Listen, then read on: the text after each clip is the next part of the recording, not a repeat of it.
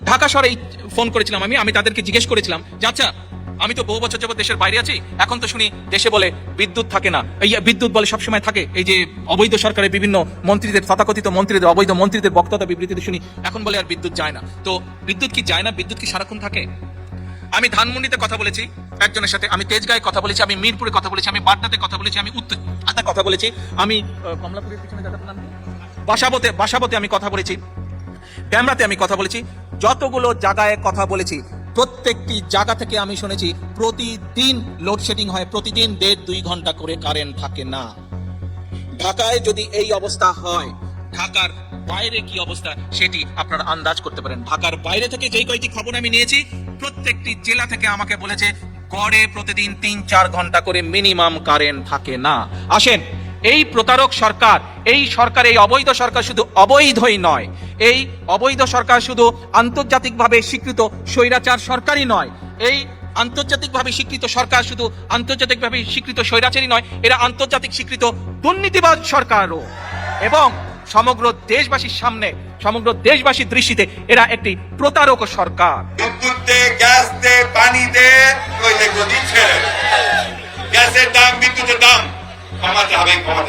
গ্যাসের দাম, বিদ্যুতের দাম, চাল ডাল তেলের দাম নইলে গদি, নইলে গদি। দেখেছেন তো, বিরোধী দলের থাকলে কথা বলা সহজ।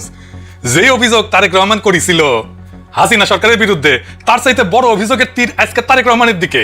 যেই স্লোগান বিএনপির প্রেসিডেন্ট মির্জা ফখরুল ইসলাম আলমগীর দিছিলেন, তার চাইতে বড় গলার স্লোগান দিয়া বিদ্যুৎ অফিসগুলোতে হামলা করতেছে বিদ্যুৎ না পাওয়া বিক্ষুব্ধ জনতা। বিএনপি সমাধান দিতে পারতেছে না। বিদ্যুৎ মন্ত্রী নিজেই কইছে কিছু করার নাই, শুধু বৈশা অপেক্ষা করা ছাড়া কিছু করার নাই, কিছু ম্যানেজমেন্ট করা। কিন্তু বিকট সমস্যার সমাধান আছে, দ্রুত সমাধান আছে, সেই সমাধান আজকে দেখাই। দেখে অবশ্য পরে কইবেন এত সহজ সমস্যার সমাধান, কিন্তু সরকার কেন সমাধান করতে পারতেছে না? তারা সমাধান করতে পারতেছে না কারণ সে সমস্যাটার সমাধান আন্তরিক না। বিদ্যুৎ মন্ত্রী বাসায় তো লোডশেডিং হয় না, তারা তো মারতে আসতেছে না। পল্লী বিদ্যুৎ সমিতি তাদের 80-র উপরে কেন্দ্রের নিরাপত্তার জন্য চিঠি দিয়েছে পুলিশকে, নিরাপত্তার জন্য কাজ করতে পারতেছে না বিদ্যুৎ কর্মীরা। এই সরকার যে বুঝে না সমস্যাটা, এটা একটু দেখাই দিই, আসেন দেখাই দিই। দেখেন মন্ত্রী কয় গ্রামে লোডশেডিং, কেন বিদ্যুৎ থাকে না তার জবাব হইতেছে লাইনগুলো লম্বা, কোথাও ফল্ট হলে খুঁজে বের করতে সময় লাগে। শুনুন তার নিজের মুখে শুনুন, গ্রামে লোডশেডিং নাই। যেটা হয়, আমাদের পল্লী বিদ্যুতের লাইনগুলো অনেক লম্বা লম্বা, কোথাও যদি ফল্ট হয়ে যায়, বিদ্যুৎ ফ্লিপ করলে ওই ফল্ট লোকেট করতে তার টাইম লাগে, সেই জন্য বিদ্যুৎটা আসে না। আবার লাইন ঠিক হয়ে গেলে বিদ্যুৎ চলে আসে। শুনিছেন? কিন্তু আসলে কি হয় পল্লী বিদ্যুতের অফিসারের কাছে নিজেই শুনেন, তার কাছে শুনুন। এই লোডশেডিং এর দায়িত্ব আমার না, আমার গ্রিড থেকে বরাদ্দ দিচ্ছে, আমার দরকার হলো আপনার 8 মেগাওয়াট, আমাকে দিচ্ছে 2 মেগাওয়াট, তাহলে আমি কয়টা লাইন চালু করতে পারি? একটা করে লাইন চালাইতে হয়। মনে করেন 6টা লাইন, আমি যদি একটা লাইন চালু করি, তাহলে বাকি লাইনগুলো আবার রোটেট করে চালু করতে গেলে কতক্ষণ সময় লাগবে? একবার আপনি চিন্তা করেন বিষয়টা। শুনিছেন? যা লাগবে তার 4 ভাগের 1 ভাগ দিতেছে, লাগবে 100 দিতেছে 25, আর কয় বিদ্যুতের লাইন লম্বা। আরেকজন কর্মকর্তার কাছে শুনেন। আসসালামু আলাইকুম। তো দুঃখের কথা কি বলবো, লোডশেডিং এর জ্বালায় আমরাই তো অতিষ্ঠ, আর গ্রাহকের কথা নাই বা বললাম।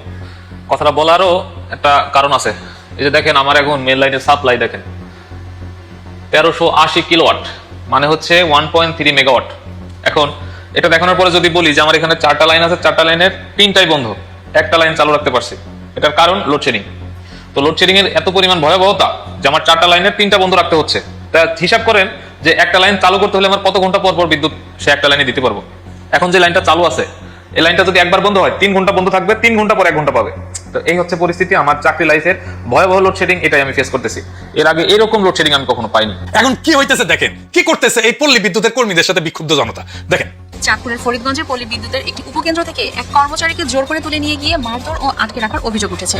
আজ এখন তো এদের কি দোষ? এই পল্লী বিদ্যুতের লোকদের কি দোষ? এটা কর্মচারী, সরকারি কর্মচারী, এরা তো বিতরণ করে, এরা তো বিদ্যুৎ বানায় না, যা পায় তাই তো দিবে। এরা তো বিদ্যুৎ পয়দা করতে পারে না। এই বেচারাদের উপরে চড়াও হয়ে কোনো লাভ আছে? সারা দেশে পানি আর বিদ্যুতের জন্য হাহাকার, বাসায় রান্না হইতেছে না। দুর্ভোগের তো শুরু আছে শেষ নাই। এই যে সকালের নাস্তা এখন খাইতেছি 12টা বাজে, রাইস কুকারে ভাত রান্না করা লাগে, যে কারেন্টের চুলারে তরকারি রান্না করা লাগে, রান্না তুলে দিলে কারেন্ট চলে যায়, তখন আবার বসে থাকা লাগে। যদি কারেন্ট না থাকে তাহলে আপনার সিলিন্ডারের দাম হচ্ছে আপনার সুলভ 2000-2500 টাকা। এখন আমরা কি করবো সেটা বলেন? আমরা না খাই তো মরতে হবে। এটা ঢাকার অবস্থা। সরকারের কাছে টাকা নাই, জ্বালানি কেনা আমার কথা না। বিদ্যুৎ আর জ্বালানি প্রতিমন্ত্রী অনিন্দ ইসলাম অমিত কইছে নিরবিচ্ছিন্ন জ্বালানি সরবরাহ নিশ্চিত করার মতো যথেষ্ট অর্থ সরকারের হাতে নাই। আসলে আমাদের কাজটি হচ্ছে সাপ্লাই এন্ড, আমরা সরবরাহ আসলে নিশ্চিত করবো। সরবরাহ নিশ্চিত করবার জন্য আসলে অর্থের যোগানটি থাকতে হবে। সেই যোগানের ক্ষেত্রে আসলে সেই জায়গাটি আমাদের হাতে নেই।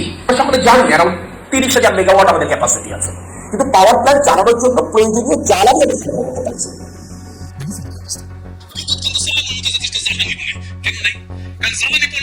পায় $5 বিলিয়ন থেকে বেড়ে $10.6 বিলিয়ন হয়েছে, এক বছরে 107% বাড়ছে, দ্বিগুণেরও বেশি। সারের দামও বাড়ছে, প্রায় $2.5 বিলিয়ন থেকে প্রায় $4 বিলিয়নে গেছে। রিজার্ভ তো 32 বিলিয়নের করে, মানে শুধু জ্বালানি কিনতেই প্রত্যেক বছর রিজার্ভের 1/3 সমান ডলার লাগতেছে। এই দাম করলে আরো বাড়তে পারে। শুধু কি তাই, অভাগা যেদিকে চায় সাগর শুকায় যায়। এলএনজি গ্যাস হয়েছে আরেক গেঞ্জাম। কি গেঞ্জাম? আমাদের গ্যাসের একটা বড় অংশ আসে বিদেশ থেকে এলএনজি হিসেবে। এলএনজি মানে তরল করা প্রাকৃতিক গ্যাস। গ্যাসকে -160 ডিগ্রিতে নিলে ঠান্ডা করলে তরল হয়ে যায়, তরল পানির মতো তরল হয়। তারপরে জাহাজে করে এটা আনা হয়।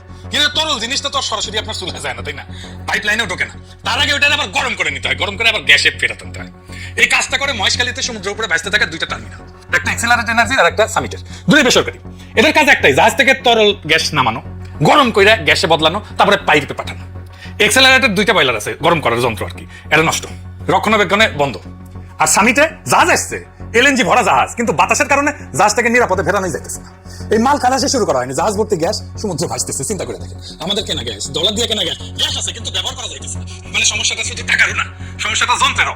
$1 না থাকলে গ্যাস কেনা যায় না, $2 থাকলেও গ্যাস আনলেও সেটা ব্যবহারযোগ্য করার ক্ষমতা আমাদের নাই। আমরা 15 বছর ধরে কেন্দ্র বসেছি, কিন্তু সেই কেন্দ্রে জ্বালানি পৌঁছানোর অবকাঠামো এটা তৈরি করি। বসালে এটা বসেছি, 2 নাম্বারটা রাখি নাই, এটা বিকল্প রাখি নাই। তাই আজকে একটা বয়লার নষ্ট হইলে আর একদিনে বাতাস বেশি বইলে দেশ অন্ধকার হয়ে গেছে। গ্যাস চাইলেও যে আনা যাবে না, টাকা থাকলেও যে আনা যাবে না, এটা আবার কইতেছে সরকার আরেক মন্ত্রী, বাম মন্ত্রী জোনায়েদ সাকি। শুনেন, এই মুহূর্তে আপাতত দেশের গ্যাস উত্তোলনের সর্বাত্মক উদ্যোগ ছাড়া এবং বাইরে থেকে গ্যাস আমদানি করার চেষ্টা করা ছাড়া, যেটা পাওয়া খুবই দুর্লভ হয়ে যাচ্ছে এবং সেখানে প্রচুর সময় লাগবে। মানে মালয়েশিয়া যে তরলীকৃত গ্যাস দিতে চাচ্ছে, কিছুটা পাওয়া যাবে, কিন্তু যে কন্টেইনারে আনবে ওটা চায়না নির্মাণ করে দিতে বলছে 1.5 থেকে 2 বছর লাগবে। ফলে আমরা কোনো সমাধান করা যাচ্ছে না। শুনিছেন ট্যাঙ্কার নাকি বানাইতে হবে, তারপরে আনবে। কারণ আইসানি আমি না আমার ঘোড়া আসবে দিতেছে, ঘোড়া আসি না ফেলে দিন দাও। ট্যাঙ্কার ভাড়া পাওয়া যায় না। এখন যে এলএনজি আনে সরকার, সেটাকে নিজের ট্যাঙ্কারে আনে নাকি সরকার? বালচুন, বাংলাদেশ নিজে কোনো এলএনজি ট্যাঙ্কার ভাড়াও করে না, নিজেও করে না, কেনেও না। চুক্তিগুলো এরকম, এটা ডেলিভার টু এক্সশিপ, মানে জাহাজ জোগাড় করা বিক্রেতার দায়িত্ব। কাতার এনার্জি থেকে আমরা এলএনজি আনি, ওকিউ ট্রেডিং থেকে এলএনজি আনি, এক্সেলারেটর আনে, স্পট বিক্রেতার নিজের বা নিজের চার্টার করা জাহাজে মহেশখালী পর্যন্ত পৌঁছে দেয়। মানে ওই যা কইতেছে কথা, সেটা সে নিজেই বুঝে না, জানেও না। সরকার চালাইতেছে, ওর আমলা যা কয়ে দিছে ওইটা এসে বমি করে দিতেছে। যে সাংবাদিকরা তার প্রশ্ন করতেছে, সেও জানে না যে এলএনজি আনার জন্য ট্যাঙ্কার বানায় আনার দরকার নাই। মানে আমাকে বালচুন পেয়েছে কিরকম, বাট পার আম তারের কাছে না। ওই ওর যে লেভেল অফ ইন্টেলিজেন্স, ঠিক ওই একই লেভেল অফ ইন্টেলিজেন্স আর আন্ডারস্ট্যান্ডিং নিয়ে বিএনপি সরকারের মন্ত্রীরা কাজ করে। ওই জন্য চাকরি বলে ট্যাঙ্কার বানাইতে দেবে চায় না, আর বাট পার তারেক বলে আমেরিকার মেশিন বানাইতে দিতে। শুনেন, কিন্তু গ্যাস নিয়ে 6 মাস সময় পেয়েছে একটা অবকাঠামো তৈরি করতে। আমেরিকা একটা মেশিন বানাতে দিয়েছে, ওই মেশিনটা বানাতে লাগবে 11 মাস। ওইটা 2 মাস লাগবে চায়নায় নিতে, কত হলো? 13 মাস। আর 2 মাস লাগবে মডিফাই করতে, কত হলো? 15 মাস। আর 2 মাস লাগবে বাংলাদেশ আনতে, কত হলো? 17 মাস। মানে বিদ্যুৎ সেক্টরের ডেভেলপমেন্টটা এরকম লং টাইম নাই, সুতরাং এসে হুট করে বানাই ফেলা অনেক কঠিন। শুনেছেন এরা পলিটিক্স করে, বাংলাদেশে দেশ চালায়। বুঝেছেন কোন কিসিমের মাল দেশ চালায়, কোন কিসিমের জোকার দেশ চালায়। আমার নতুন তথ্য আনিছে বিদ্যুৎ মন্ত্রী, বলছে যে বিদ্যুৎ চালিত রিক্সা বাইরে যাওয়ায় নাকি বিদ্যুতের চাহিদা বাড়িছে রাতের বেলা। সে নিজেই সংসদে কইছিল গ্রীষ্মকালে গরম আর সেচের কারণে গ্রীষ্মে 18,000 মেগাওয়াট বিদ্যুতের চাহিদা। সেই টাইমে কিন্তু বলে না এটা রিক্সার কথা, এখন এটা বলির পাটা লাগবে তো, তাই বাই করেছে যুক্তি। চিন্তা করেন, মানে মাথা যা শিখছে কয়ে দিতেছে। আবার দেখেন দেশে গ্যাস নাই, বিদ্যুৎ নাই, জ্বালানি নাই, 12 থেকে 18 ঘন্টা লোডশেডিং হয়। আবার নামাবে নাকি বৈদ্যুতিক বাস, মোটে মা রাধে না তত্ত্ব আর পান্তা। কি অবস্থা, জোকারে ভর্তি। লোডশেডিং আগে হয়েছে, কিন্তু কথা হইতেছে রেকর্ড লোডশেডিং তো হয় না, এখন হইতেছে রেকর্ড লোডশেডিং। এই নতুন রেকর্ড কেন হইল, সে জবাব তো দিতে হবে। বিদ্যুৎ জ্বালানি ছাড়া তো শিল্প কলকারখানা চলবে না। পেট্রো বাংলা চাহিদার মাত্র 56% গ্যাস দিতে পারতেছে। সাভার আশুলিয়া কারখানা উৎপাদন কমছে 50 থেকে 60% পর্যন্ত। এটা গিয়ে পড়বে কোথায়? আমাদের রপ্তানি কমছেও। হাসিনা আমলে 23-24 অর্থ বছরে রপ্তানি ছিল $44.77 বিলিয়ন। পরের বছর ইউনূস সরকারের আমলে সেটা বেড়ে দাঁড়িয়েছিল $48.28 বিলিয়ন, মানে 8.5% প্রবৃদ্ধি হয়েছিল। মানে হাসিনা পরের বছর তো রপ্তানি বেড়েছে, ভালোই বেড়েছে। এই বছরে লক্ষ্য ঠিক করা হয়েছিল $55 বিলিয়ন, 16% বেশি রপ্তানি করবে। কত আর হয়েছে কত? 48 বিলিয়ন। ইউনূসের আমলের চাইতেও কম। লক্ষ্যমাত্রা যাইতে $7 বিলিয়ন কম। তাই $7 বিলিয়ন কোথেকে আসবে? আগস্ট থেকে পয়দা হবে। এই ঘাটতিটা পড়বে কোথায়? পড়বে বাজারে। পড়িছেও তাই, জিনিসপত্রের দাম আকাশ ছুঁইছে, আপনারা এত বাড়তেছে না, বাড়ছে ক্রেতারা হাসপাস করিচ্ছে। দেখেন কালকে বাসা থেকে আমরা বলছে এক গুড়া চিনি গুঁড়া চাউল নিতে, চাষি চিনি গুঁড়া চাউল কিনতে গিয়ে 230 টাকা। এগুলো কোথায় গেলি? পেঁয়াজ নিচ্ছি 2 দিন আগে নিচ্ছি 35 টাকা, কালকে চাইছি 70 টাকা। এরপর কাঁচা বাজার কি অবস্থা? 100-150 টাকা দিতে কোনো তরি দরকারি নাই। আমরা কোন দেশে আসি? আমার মতো লোকে বাজারে এলে আমি 1000 টাকা বাজার প্রতিদিন করতে পারবো? গ্যাসের দাম বাড়তি, তেলের দাম বাড়তি, বিদ্যুতের দাম বাড়তি, ঘর ভাড়া বাড়তি, আপনি রিক্সাতে দেবেন রিক্সা ভাড়া বাড়তি। কোন রাষ্ট্রে বসবাস করি? সিন্ডিকেট সব জায়গায় সিন্ডিকেট। কাঁচামরিচের কেজি হচ্ছে 300 টাকা, দুনিয়া পাতা 300 টাকা, 80 টাকার ফুলকপি হচ্ছে 120 টাকা। সেভাবে কিনবো, অল্প অল্প নিচ্ছি আর কি। সবকিছুর দাম বেড়ে গেছে হঠাৎ করে। এই অগাস্ট মাসে কয়েকদিন আগে ঢাকার বাজারে যুগান্তর প্রতিবেদন করছে ডিম 150 থেকে 155 টাকা ছিল ডজনে, এক সপ্তাহে বাড়ছে 10 থেকে 15 টাকা ডজনে। ব্রয়লার মুরগি 200 টাকা কেজি থেকে 200 টাকা কেজি ছিল, সপ্তাহে বাড়ছে 10 টাকা। মাছে কেজিতে 20 থেকে 30 টাকা বাড়িছে এক সপ্তাহে। নিম্নবিত্ত পরিবারগুলো হাঁস খাইতেছে, প্রত্যেকদিন খাদ্য তালিকা থেকে একটার পর একটা জিনিস বাদ দিতেছে, বাদ দিতে বাধ্য হচ্ছে। কেউ সঞ্চয় দিতেছে, কেউ ধার করে সংসার চালাতেছে। ভয়াবহ অবস্থা।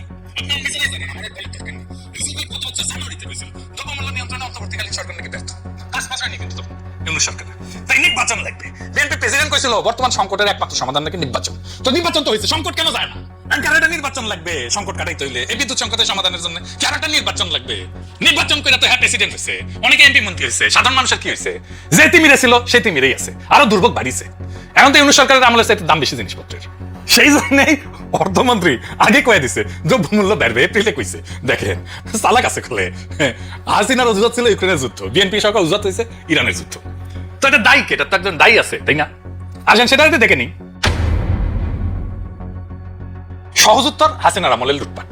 কিন্তু লুটপাট বললে মানুষ ভাবে টাকা চুরি হয়েছে। টাকা চুরির চাইতে ভয়ঙ্কর জিনিস হয়েছে। ওরা একটা ব্যবস্থা বানাইছিল যেখানে বিদ্যুৎ কেন্দ্র বানানো লাভজনক ছিল, কিন্তু বিদ্যুৎ দেয়া কারো দায়ী ছিল না, দায়িত্বই ছিল না।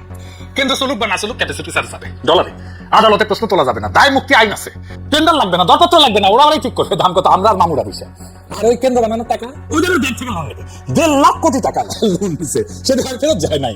শীর্ষ 20 জন ঋণ খেলাপি তালিকায় এই বিদ্যুৎ কেন্দ্রের মালিকের নাম আছে ঠিক, মানে এক হাতে রাষ্ট্রের কাছ থেকে ভাড়া, আর এক হাতে ব্যাংক থেকে ঋণ, কোনোটাই ফেরত দেওয়া লাগে না। এটা চুরি না, চুরি হইলে তো টাকাটা যাইতো কোথাও না কোথাও, ব্যবস্থাটা থাকতো। এখানে ব্যবস্থাটাই বানানো হয়েছিল টাকা যাওয়ার জন্য। রাস্তা, বিদ্যুৎ আসাটা ছিল বাই প্রোডাক্ট। বিএনপি সেই চুক্তিগুলো বাতিল করে নেই, আমরা কইছিলাম বাতিল করার জন্য, শুনেন। অথচ এই বিএনপি সরকারের আগের টার্মে এই বিদ্যুৎ আর পানি নিয়ে তুলকালাম হয়েছিল। পানি আর বিদ্যুৎ নিয়ে বিক্ষোভে বিএনপি গত টার্মে ডেমরায় এই বিএনপি এমপি ছিল সালাউদ্দিনকে, এই জনতা ধাওয়া দিছিল, কঠিন ধাওয়া দিছিল। শিলং সালাউদ্দিন না, আরেক সালাউদ্দিন ডেমরার এমপি ছিল। সালাউদ্দিন দৌড়ে পালায়, তারপর নাম হয় তার দৌড় সালাউদ্দিন। দেখেন সেই সময়কার পত্রিকার নিউজগুলো দেখেন, এটিতে সে দৌড়ের ছবিটা দেন। ভিডিওটা খুঁজলাম মেলা পাই নাই, ভিডিওটা পেলে দিয়েন তো, ওইটা দরকার আছে এখন। আর এইটুকু ভাই তখন বিদ্যুৎ মন্ত্রী ছিল, আর খালেদা জিয়া সরকার তারা অপসারণ করেছিল মন্ত্রণালয় থেকে। কানসাটা ড্যামরা এই সাথে একই সাথে গণবিস্ফোরণ হয়েছিল, গুলি চালিয়েছিল কানসাতে বিএনপি সরকার, মানুষ মারাও গেছিল। সেই একই ব্যর্থ বিদ্যুৎ মন্ত্রীকে আবারও সেই মন্ত্রণালয়ের দায়িত্ব দেওয়া হয়েছে। নিজে নিজে যদি মারা খাইতে চায় তাহলে কে বাঁচায়?